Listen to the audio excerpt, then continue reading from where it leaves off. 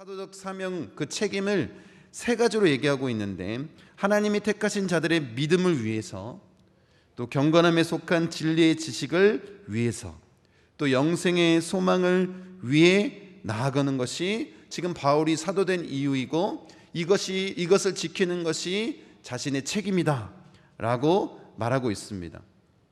우리가 좀 더 이해를 좀 하기 위해서 이 원어로 이 단어를 살펴보면, 이 사도적 책임에 대해서 이야기하면서 두 종류의 전치사를 사용하고 있습니다.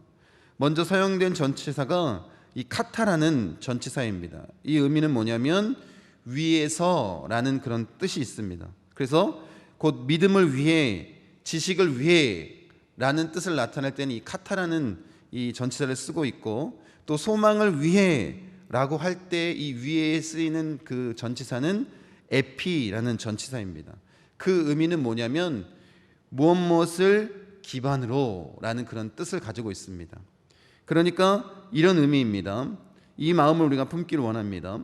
우리에게 주어진 사도적인 책임은 하나님이 택하신 자들의 믿음을 위해서고, 또 경건함에 속한 진리의 지식을 위해서다.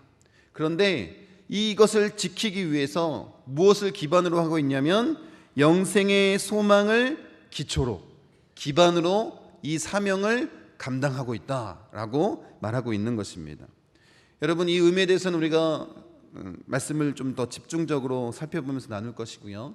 우리가 지난주에 얘기했던 것처럼 이 바울이 얘기하고 있는 이 모든 것이 디도에게 전해진 것이고, 또 이 디도서 자체가 교회의 모든 성도들에게 전해진 것이기에 오늘 이 말씀을 나누고 있는 우리 교회에도 이 사명이 전해진 것 아니겠습니까? 우리가 그 사도적인 책임을 온전히 감당하며 나아가기 원합니다. 이제 그 의미를 하나하나 살펴볼 텐데요. 첫 번째, 그 사도적인 책임을 이렇게 얘기하고 있습니다. 하나님이 택하신 자들의 믿음을 위해서다 라고 말하고 있습니다. 여러분, 지금 우리가 바울이 가지고 있는 이 사도적인 사명을 좀 이해하기 원하는데요, 하나님께서 택하셨다고 그들이 다 구원받는 것은 아닙니다. 왜냐하면 지금 바울이 전하고자 하는 그 핵심이 뭐냐면, 아무리 하나님이 택하셨다 할지라도 복음을 전해주는 사람이 없으면 어떻다는 거예요? 믿음을 가질 수 없다는 것입니다. 그래서 뭐가 필요한 거예요? 복음을 전해줘야 할 사람이 필요하다는 것입니다. 그래서 바울의 사명은 뭐냐면 그들이 구원받는 믿음을 갖게 하기 위해서 복음을 전하는 것이 자신의 사명이라고 말하고 있는 것입니다. 믿고 복음을 전하기 위해서 목숨까지도 내던진 사람이 바울 아니겠습니까? 이 말씀 한번 보십시오. 로마서 10장 13절부터 15절 말씀입니다. 누구든지 주의 이름을 부르는 자는 구원을 받으리라. 그런즉 그들이 믿지 아니하는 일을 어찌 부르리요? 듣지도 못한 일을 어찌 믿으리요? 전파하는 자가 없이 어찌 들으리요? 보내심을 받지 아니하였으면 어찌 전파하리요? 기록된 바 아름답도다 좋은 소식을 전하는 자들의 발이여 함과 같으니라. 여기서 분명하게 자신의 그 사도적인 책임에 대해서 얘기를 하고 있습니다. 여러분, 복잡한 사람들의 마음속에 믿음을 깨우치는 것이 자신의 사명이고, 또한 이 복음의 진리를 모르거나 깨닫지 못하는 자들, 영적으로 이것을 경험하거나 체험하지 못하는 자들에게 예수 그리스도를 온전히 믿도록 복음을 선포하는 것이, 그 믿음을 지키게 하는 것이 자신의 사명이라고 말하고 있는 것입니다. 여러분, 이게 얼마나 중요한 사명입니까? 하나님이 선택하셨다면 하나님이 끝까지 책임지실 테니까 우리가 복음을 전할 필요도 없고 믿음이 자라도록 우리가 힘쓸 필요도 없어 라고 생각하는 것은 참 어리석은 일입니다. 여러분, 하나님이 선택하셨을지라도 그 믿음이 성장하고 자라게 하는 것은 그 부르심의 사명을 가진, 사도적 사명을 가진 교회가 반드시 해야 될 일이라는 것입니다. 여러분, 이 사도적 사명은 하나님이 선택하신 자녀들에게 복음을 잘 가르쳐서 건강하고 올바른 믿음이 있는 사람으로 세우는 것, 예수님의 제자로 세우는 것, 그것이 바로 우리 교회의 사명이라는 것입니다. 어떤 유혹과 시험에도 흔들리지 않는 그 믿음의 사람을 만드는 것, 그것이 바로 우리 교회가 가지고 있는 사도적 사명입니다. 여러분, 그래서 우리 교회가 그 사명으로 길쌈교회를 꿈꾸며 나아가는 것 아니겠습니까? 함께 보십시오. 그 길의 의미가 뭐냐면 오직 그 진리이신 복음 중심으로 나아가는 것입니다. 삶의 의미는 주님과 동행하는 참된 생명을 누리는 행복한 삶으로 나가는 건 아니겠습니까?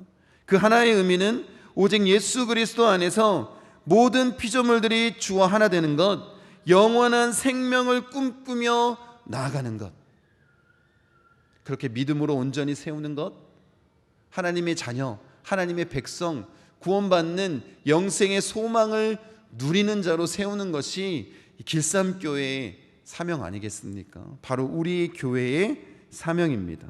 여러분, 우리 교회가 복음을 살아내며 구원받는 온전한 믿음으로 하나님께서 선택하신 모든 자들이 구원받기를 갈망하며 우리의 사명을 감당하는 것입니다. 이 모습을 이 바울의 사역을 통해서 분명하게 보여주고 있습니다.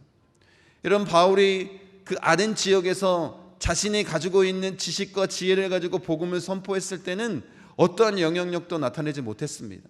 그리고 바울이 깨달은 것이 있습니다. 자신의 힘이 아니라 성령의 능력으로만 복음을 선포할 수 있다는 것을 깨달았습니다. 이 말씀 한번 같이 읽겠습니다. 고린도전서 2장 3절 4절입니다. 내가 너희 가운데 거할 때에 약하고 두려워하고 심히 떨었노라. 내 말과 내 전도함이 설득력 있는 지혜의 말로 하지 아니하고 다만 성령의 나타나심과 능력으로 하여. 여러분, 이제 그 아덴에서 실패했던 바울이 고린도 지역에서 복음을 선포한 때는 성령님께 온전히 의지하는 마음이 있었습니다. 그래서 두렵고 떨림이 있었다라고 얘기하고 있습니다. 여러분, 고린도 지역 회당에서 바울이 복음을 들고 유대인들 앞에 섰을 때에 그들을 대적하고 비방하기 시작하니 그가 어쩌면 두려워 떨었을지 모르겠습니다. 아덴에서 실패가 어쩌면 그 마음 가운데 더 안타까움으로 다가왔을지 모르겠습니다. 그래서 어쩌면 그가 그 두려움이 더 강렬하게 나타났을지도 모르겠습니다. 그런데 그때 환상 가운데에서 하나님이 바울에게 이렇게 말씀하십니다. 한번 말씀 보겠습니다. 밤에 주께서 환상 가운데 바울에게 말씀하시되 두려워하지 말며 침묵하지 말고 말하라. 내가 너와 함께 있음에 어떤 사람도 너를 대적하여 해롭게 할 자가 없을 것이니 이는 성중에 내 백성이 많음이라 하시더라. 이 말씀을 우리가 잘 이해하길 원합니다. 여러분, 바울이 이 환상 덕분에 18개월 동안 고린도에 머물면서 복음을 전합니다. 그리고 놀라운 역사가 나타나는 것을 우리가 알고 있습니다. 그런데 하나님이 선택하신 자들, 아직 복음을 전해 듣지 않았을지라도 하나님이 선택하신 백성이 그 지역에 많이 있다는 거예요. 그래서 뭐만 하면 되는 거예요? 바울이 복음을 선포하면 그 하나님의 백성들이 그 복음을 듣고 믿음 위에 서게 된다는 것 아니겠습니까? 여러분, 그래서 하나님께서 그들에게 믿음을 주셔서 반응케 하신다는 것입니다. 여러분, 바울은 자신의 삶을 하나님이 택하신 자들이 하나님이 택하신 자들이 예수 그리스도를 온전히 믿게 하는 것, 그것에 인생을 걸었던 사람입니다. 하나님이 선택한 자들에게 복음을 전하고 그들이 온전히 주님께로 돌아오는 것. 그래서 바울이 행한 일이 무엇입니까? 유대인이나 이방인이나 가릴 것 없이 복음을 전하는 그 사명을 감당하며 나아가는 것입니다. 여러분, 우리가 이 첫 번째 믿음의 사명을 감당할 때 중요한 것은 뭐냐면 이것입니다. 우리가 복음을 전하는 그 일이 시간 낭비일 것이라는 생각을 버리는 것입니다. 또 여러분이 모여있는, 여러분이 생활하는 그 공동체 안에 내가 복음을 전하게 되면 그 사람들이 나를 이상한 눈으로 바라볼 거야 라는 생각을 버리는 것입니다. 여러분, 지금 우리 주변에 영적으로 죽어있는 것처럼 보일 수 있는 사람들이 있습니다. 아니, 어쩌면 진짜 영적으로 죽어있는 그런 모습일 수도 있습니다. 그런데 그들 중 누군가는 하나님이 선택하신 자라는 거예요. 그래서 우리는 어떻게 되는 거예요? 복음을 전할 사명이 있다는 것입니다. 먼저 믿은 자로서, 사도적인 사명을 가지고 있는 교회로서, 성도로서, 여러분, 우리가 하나님이 택하신 자들이 누구인지 알지 못합니다. 그래서 우리가 해야 될 사명은 뭐냐면 그가 누구든지 하나님에 대해서 적대적인 감정을 갖고 있거나 그것이 이단들이거나 아니면 예수님에 대해서 좋은 감정을 갖고 있는 그런 사람들이라 할지라도 우리는 구분 없이 어떻게 된다라는 거예요? 복음을 전할 사명이 우리에게 있다라는 것입니다. 그게 바로 첫 번째 이야기하고 있는 그 하나님께서 선택하신 자들이 온전히 믿음을 갖게 하긴 일이다 라고 바울이 말하고 있는 것입니다. 두 번째 책임은 뭐냐면 경건함에 속한 진리의 지식을 위해서 자신이 사도적인 사명을 감당하고 있다는 것입니다. 여러분, 진리의 지식이란 뭐냐면 진리를 안다라는 의미입니다. 여러분, 곧 경건함으로 진리를 온전히 아는 자가 되어야 된다라고 말하고 있는 것입니다. 여러분, 이 경건함은 자연스럽게 이 진리와 이어져 있습니다. 경건이 진리의 징표 아니겠습니까? 왜냐하면 그 진리를 아는 것이 뭘로 이어지는 거예요? 경건의 모습으로 이어지는 것이기 때문에 그렇습니다. 그러니까 이 의미가 뭐냐면 우리가 그 진리를 온전히 알고 있다면 이 알은 단순한 지식적인 알미 아니라 인격적인 알므로 나타나게 될 것이고 곧 경건함으로 우리의 삶에 그 실천되어지는 모습으로 나타나게 될 것이라는 것입니다. 여러분들이 복음을 살아내므로 예수님처럼 그렇게 사는 것입니다. 정말 예수님이 주시는 참된 행복을, 풍성한 생명을 누리게 되는 것입니다.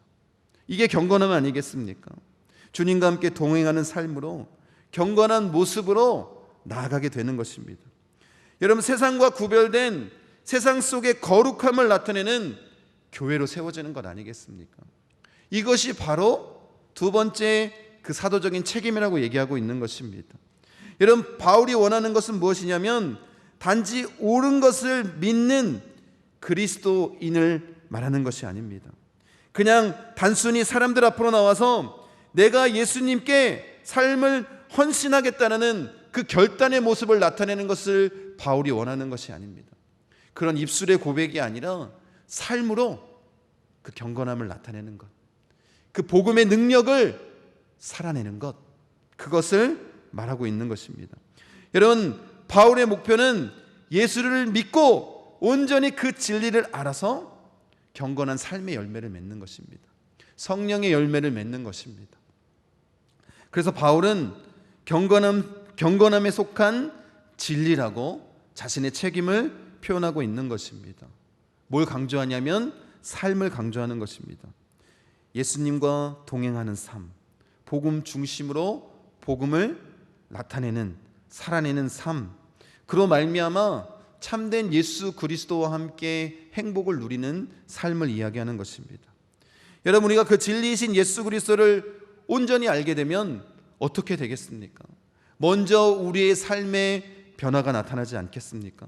우리가 함께 나눴던 그 인사처럼 우리가 십자가에서 죽고 예수로 사는 삶을 살아가게 된다는 것입니다.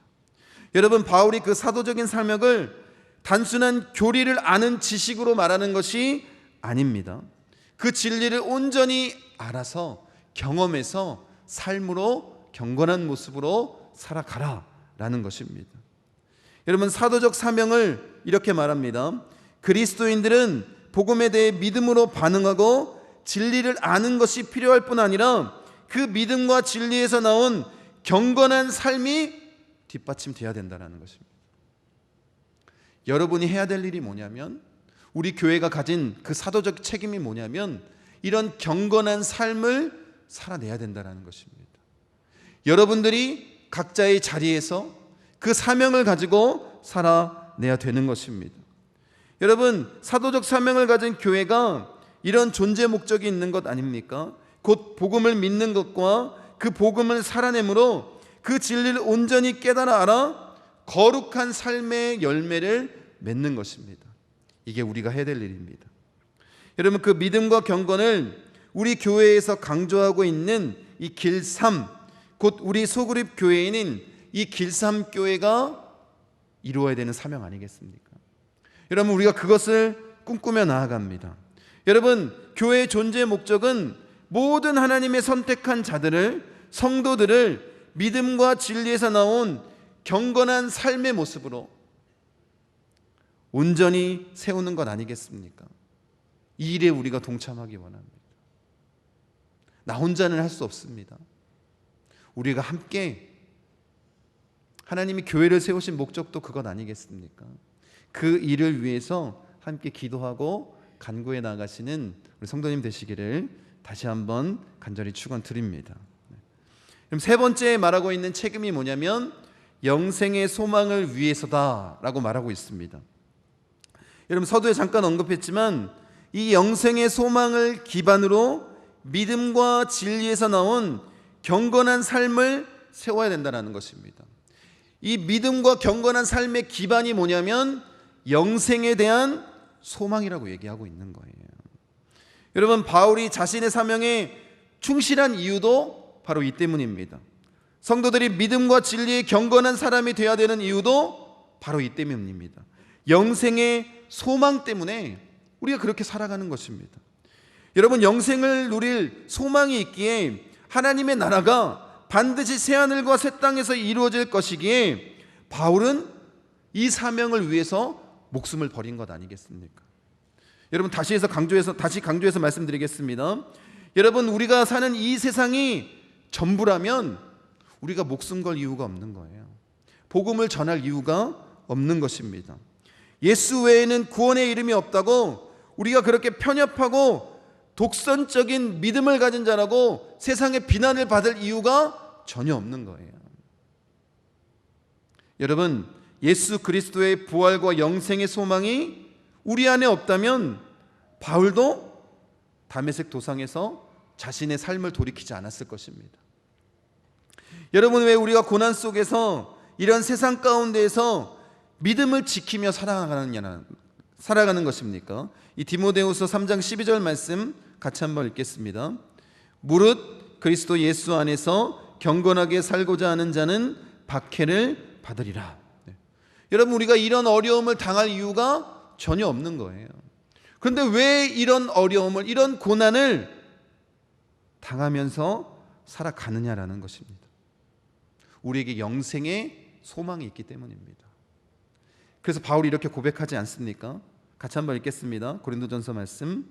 만일 그리스도 안에서 우리가 바라는 것이 다만 이 세상의 삶뿐이면 모든 사람 가운데 우리가 더욱 불쌍한 자이리라. 죽은 자가 다시 살아나지 못한다면 내일 죽을 터이니 먹고 마시라 하리라. 먹고 마시자 하리라. 여러분, 우리에게 부활이 없다면, 영생의 소망이 없다면 뭐라고 얘기한다라는 거예요? 지금을 즐겨 라고 이 세상 사람들과 똑같이 얘기한다라는 거예요. 그런데 우리에게 뭐가 있다는 거예요? 영생의 소망이 있다는 것입니다. 그러니까 이를 위해서 그 믿음과 지식을 위한 그 사도적인 책임을 온전히 감수하며 자신의 목숨까지도 던졌다라는 것 아니겠습니까? 여러분, 우리에게 이런 영생의 소망이 있어야 될 줄 믿습니다. 우리 교회의 존재의 목적이 바로 이것 때문 아니겠습니까? 영생의 소망을 품게 하는 것. 이 영생의 소망을 가지고 이 땅에서 믿음의 진리를 따라 경건하게 살게 하는 것. 더 이상 이 세상의 유혹에 흔들리지 않는 그런 굳건한 믿음을 가지고 영원한 생명, 그 구원을 누리게 하는 것, 그것이 우리의 사명 아니겠습니까? 여러분, 우리가 온전히 그 복음의 능력을 경험하기 원합니다. 그렇게 예수님과 동행하는 삶을 살기 원합니다.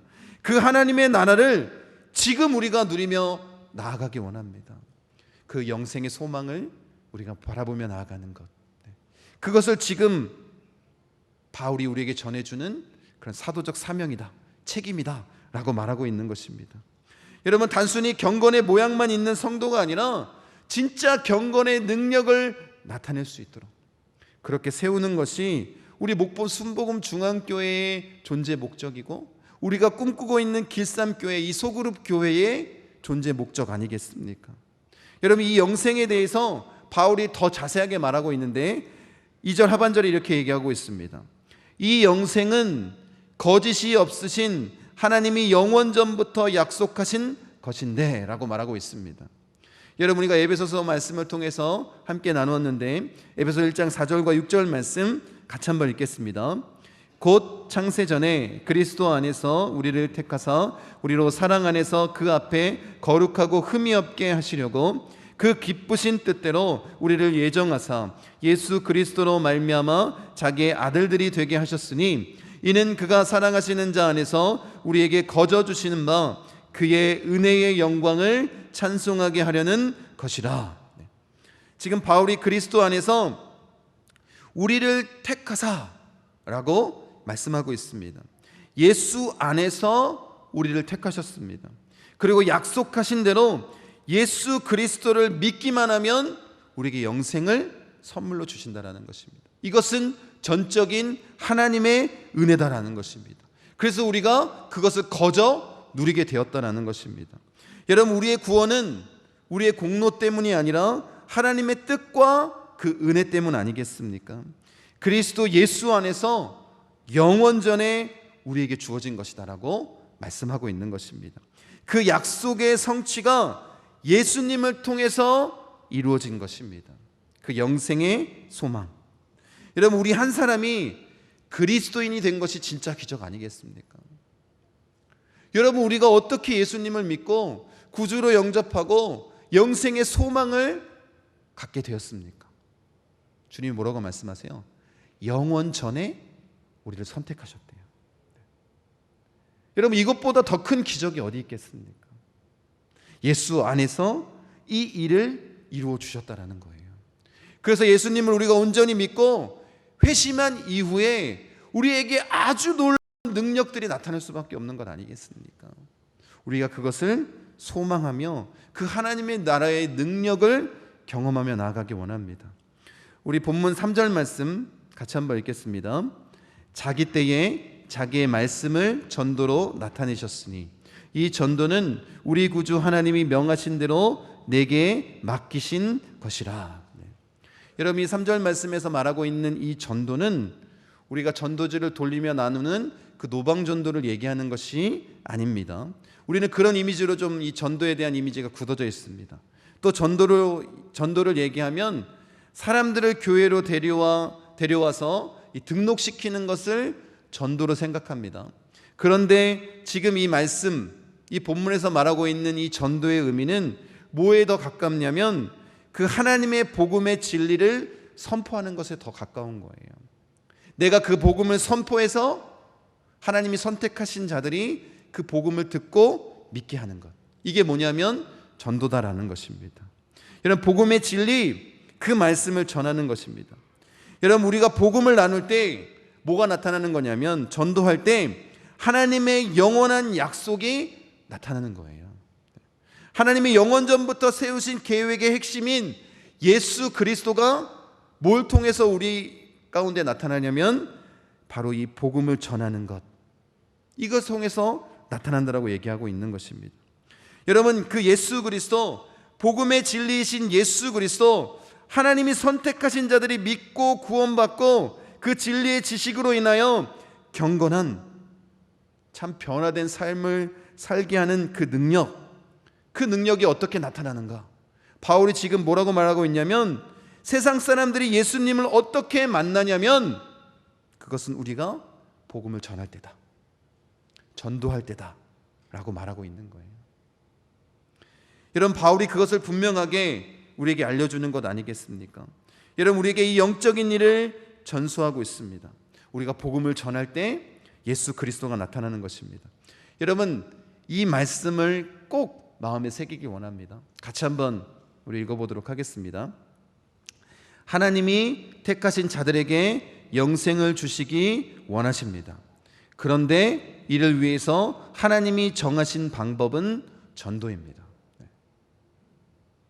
우리가 하나님의 말씀을 담대히 전하는 거예요.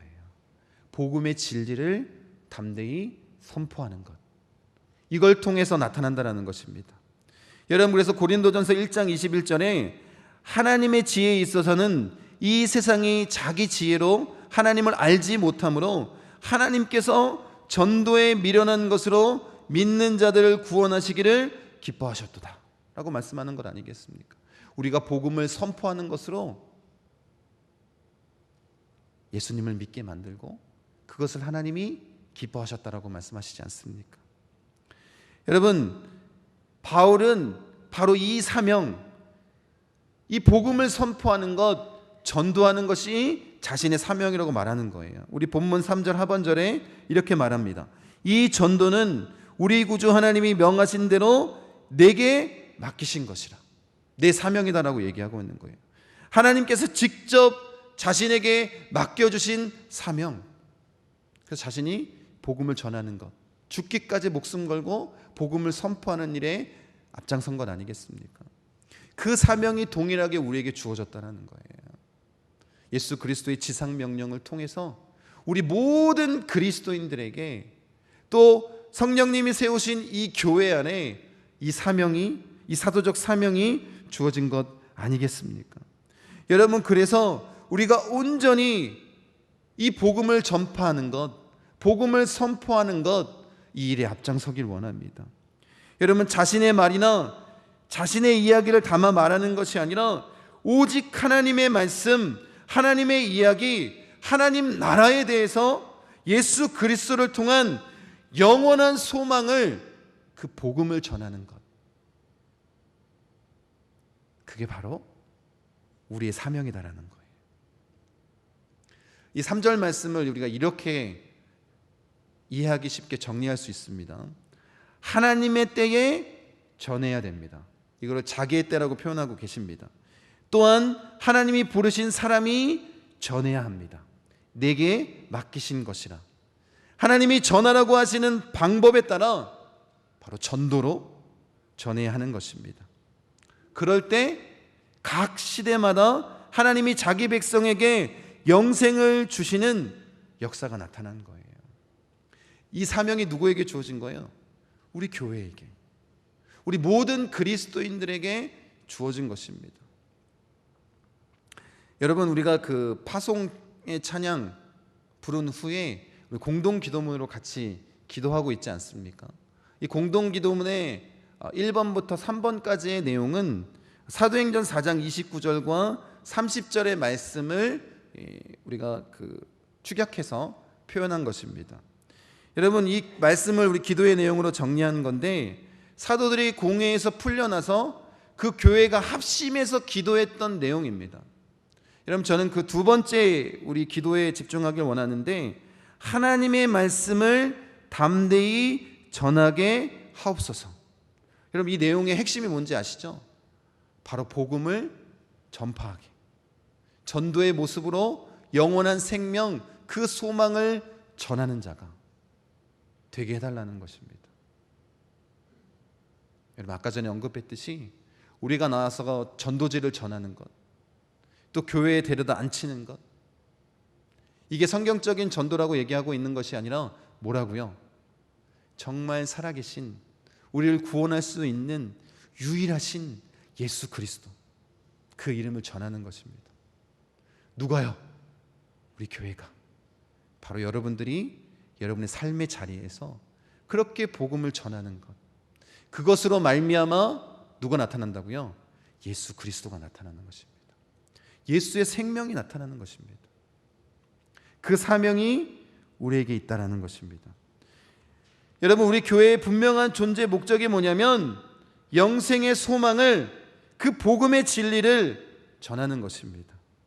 우리의 사명이 바로 모든 일 끝에 영생의 소망을 전하는, 영혼을 구하는 복음의 선포, 제자 삼는 일 아니겠습니까? 여러분, 그래서 여러분들이 교회를 위해서 봉사하고 있는 그 모든 일들이 다 뭐를 위해서요? 영혼 구원을 위해서는 거예요. 여러분, 아침 일찍 와서 이 교회, 우리 성전, 대성전 이 음향 시스템을 만지는 일을 하시는 집사님, 그 누구를 위한 일이에요? 복음을 위한 일이에요. 하나님의 말씀을, 하나님의 메시지를 더 자세히 잘 듣게 하기 위해서. 여러분, 우리가 하는 모든 봉사 일들, 그 모든 일들의 끝은 뭐예요? 복음을 위한 일인 거예요. 여러분들 교회에서 맛있는 점심을 만들거나, 아니면 교회 청소를 깨끗하게 한다거나, 아니면 여러분들이 운전을 한다거나 차량 운행을 한다거나, 여러 가지 일들을 통한 이 모든 일의 끝은 뭐라고요? 그 모든 봉사의 끝은 다 복음을 위한 것 아니겠습니까? 여러분, 우리에게 그 사명이 있는 거예요. 여러분, 이 목포 순복음 중앙교회의 존재 목적도, 우리가 꿈꾸고 있는 길쌈교회의 존재 목적도 바로 영생을 위한 하나님의 방법, 이 전도를 위한 것 아니겠습니까? 복음 선포를 위한 것 아니겠습니까? 그 지상 명령처럼 제자 삼는 일 아니겠습니까? 여러분, 우리 교회에서 행하는 모든 일이 다 영혼을 구원하는 일입니다. 전도하여 예수님의 제자로 세우는 것, 그 믿음, 또 경건한 삶의 모습을 나타내게 하는 것, 이 일에 동참하시는 우리 모든 성도님 되시기를 간절히 축원드립니다. 이게 우리의 교회의 사명임을 마음 가운데 새기시기 바랍니다. 그래서 바울이 자신의 사명을 이렇게 한 문장으로 나타낸 거예요. 우리가 제목에 이렇게 말씀하고 있지 않지, 제목을 이렇게 정하지 않았습니까? 존재 목적이 영혼 구원인 교회. 여러분, 지금 바울이 자신이 가지고 있는 사도적 책임을 이 한 문장에 담고 있는 거예요. 내가 하는 모든 일은 뭘 위해서다? 영혼 구원을 위해서다. 영생의 소망을 위해서다. 여러분, 우리도 그런 모습으로 나아가기 원합니다. 그래서 여러분의 존재 목적은 영혼 구원을 위한 것입니다. 우리 교회의 존재 목적도 영혼 구원을 위한 것입니다. 우리가 살아가는 이유는 이 바로 복음 선포, 전도에 달려 있는 거예요. 우리가 그런 모습으로 주님 앞에 서 나아가는 교회 되시기를 간절히 축원드립니다.